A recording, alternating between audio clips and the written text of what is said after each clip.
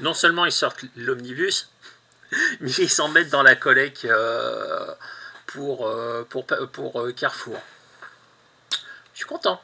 Je suis content. Plus il y en aura, mieux je serai content. Alors, clairement, c'est la période que je connais le moins. C'est la période après Norman Osborn. On est aux alentours du 150 et quelques, 150, 160. Alors, j'ai une critique à faire sur l'album et une critique à faire sur la série. La critique sur l'album, c'est que c'est un petit pavé assez sympathique. Hein. Il y a, je sais plus, 7-8 épisodes dedans. Qu'est-ce qu'il y a là-dedans? On commence au 158 et on termine.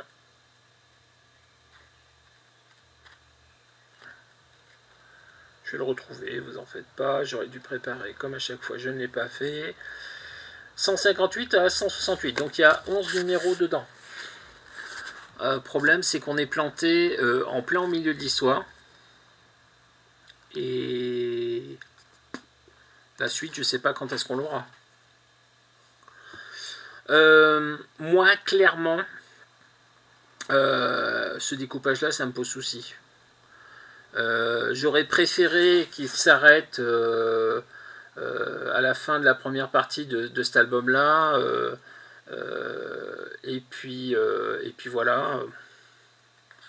Parce que pour le coup, on s'arrête pas en plein milieu de l'histoire, mais quand même un peu dans le sens où une partie de l'équipe est partie dans un voyage dans le temps et on ne sait pas quand est-ce qu'ils vont rentrer ni comment. Voilà. Donc ça c'est un peu gênant, je pense. C'est pas une série qui va plaire à tout le monde sur ces épisodes-là, clairement. Ça me présente au moins l'avantage pour moi d'être les épisodes que moi j'ai pas lu de la série. Je suis très curieux de lire la suite. Par contre, je pense pour ça il va falloir attendre le troisième ou le quatrième Omnibus Thunderbolts. Et donc ça sera pas pour tout de suite malheureusement. Sur la série proprement dite, les artistes qui sont dedans, c'est pas forcément des artistes dont le style me plaît beaucoup. Il y a du Declan Shalvey, bon, ouais, bof. La fin est un peu meilleure, je trouve. Mais il y a toute une partie qui graphiquement me plaît pas trop.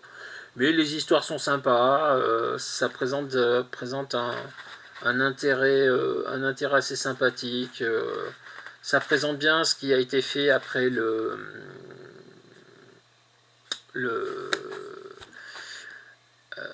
passage de Norman Osborn à la tête de l'équipe.